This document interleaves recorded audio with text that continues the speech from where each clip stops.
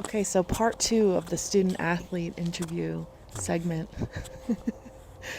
Another thing that I've heard you talk about a lot over the years, but I think it's useful to continue to talk about it because it was a really impactful part of your history was being a walk-on at Notre Dame Hmm. versus being a scholarship athlete. Yeah.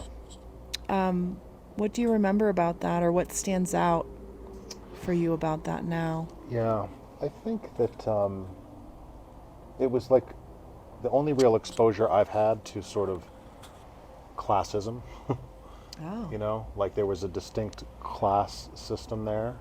And I'm certainly willing to acknowledge that as a large white male, I don't really experience that in other areas. I don't experience it with gender. I don't experience it with race, so on and so huh. forth, right? Okay. But there was a definite class system for sure. I think that's sort of universally true amongst college football programs, or has been. I think this new generation of coaches is better. Mm. I think you see more sort of modern men leading programs, and so I think that's diminished a bit. But back in the '90s, it was pretty pervasive, and then we in particular had a coach who really actively reinforced it. I mean, he did not hide his active distaste for the walk-ons. Contempt. Yeah, contempt.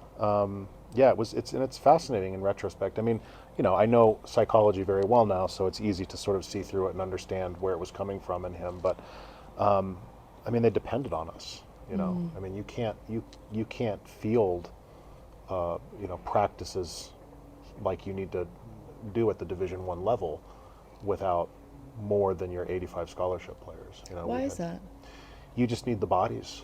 Okay. So part of practice is splitting up. Like you have the first team offense, where the first your main offensive, the first two teams really, first and second team offense would be on one field practicing against us, the scout team defense, Mm. which consisted of a handful of younger scholarship players, but mostly walk-ons, Okay. right?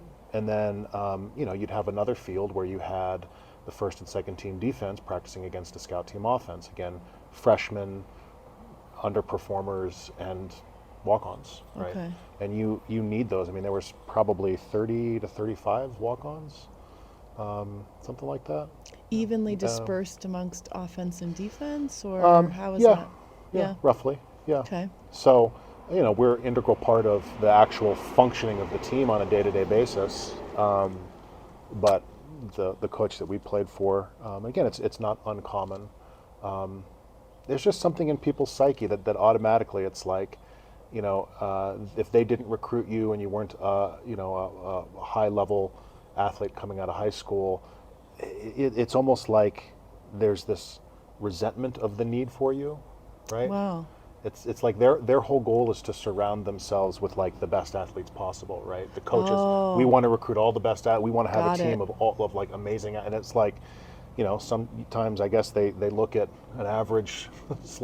Our throwaway line was, "We may be small, but at least we're slow," and that wasn't universally true. It was true for a lot, but there were a handful of walk-ons that were very, very competitive, Yeah. um, who could have, and some did actually see some playing time, or could have been playing. A lot of us were recruited at like Ivy League level, that kind of a thing. Sure. But yeah, it was a very interesting experience being in that class system, and was something that took me many, many, many years to actually sort of extricate from my psyche. Right, like Mm. I bought into that.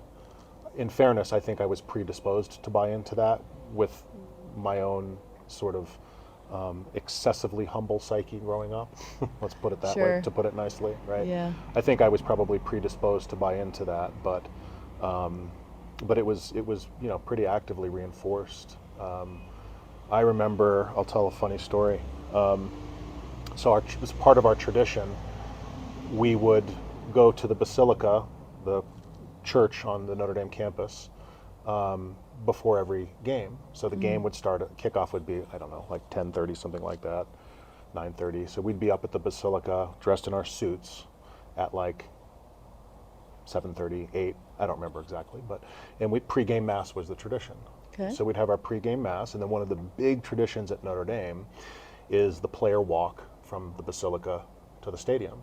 So there's a path through the campus, and all of the players come out the back of the basilica, and 100+ guys, the entire Notre Dame football team, right, marches through the campus, and fans are lining the sidewalk, the entire way there, cheering, yelling, getting high fives from famous players, all that kind of Sure. stuff, right? It's a big deal, big tradition. And a lot of the people who come to Notre Dame always look forward to it, right? Come to Notre Dame as fans, right? Sure. To make their pilgrimage. I'm not exaggerating, right? This is really awkward to listen to And for so, me. and so one week in particular, one game, it was really bad weather and it was raining, and the head coach didn't want to subject all of the starters to the weather, so he had the buses brought around to the Yeah. basilica, loaded up basically all of the scholarship, all the first and second teamers, Yeah. loaded them into the bus, drove them to the stadium, and left the freshmen, the third and fourth stringers, the walk-ons, To do to do the walk by ourselves. So all of the fans are expecting, the main 100, people. 120 guys. Yeah. It's this, big parade, and out come 30 of the smallest, whitest kids on Yeah. the team, right? Sure. And The runts. the runts, yeah, the runts of the litter, right? Like I was, by far the biggest, I think. You were the biggest. I was probably the biggest of the walk-ons. No, there were two other linemen, that were big guys. But a lot of the walk-ons are like, they're defensive backs, they're wide receiver, here's what they are or what they look like. So we're walking along, and we're just all mortified, right? Because we know, Yeah. this is not going well. This Yeah. is not our moment of glory.